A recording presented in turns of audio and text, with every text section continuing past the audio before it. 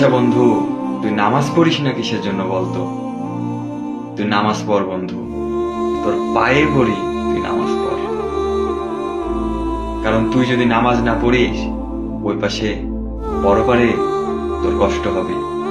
আর সেটা ভাবলে আমার এখনই ভয় লাগে। আর আমি চাই যে আমি নিজেও নামাজ পড়ি, তুইও যেন আমার সাথে নামাজ পড়িস, এবং ওই পাশে গিয়ে দুজনাই যেন জান্নাতে থাকতে পারি।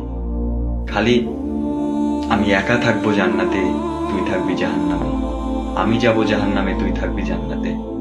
এরকম বন্ধুত্ব থেকে কোনো লাভ আছে? এই দুনিয়াতেই যদি খালি বন্ধুত্ব থাকে তাহলে হবে? ওই পাশে গিয়েও আমরা অনেক ভালো বন্ধু থাকবো ইনশাআল্লাহ। তো কালকে থেকে তুই নামাজ পড়, তুই নামাজ পড় বন্ধু। কালকে থেকেই তুই নামাজ পড়, তোর জীবনটা তুই পরিবর্তন কর। আর কতদিন চলবে এভাবে?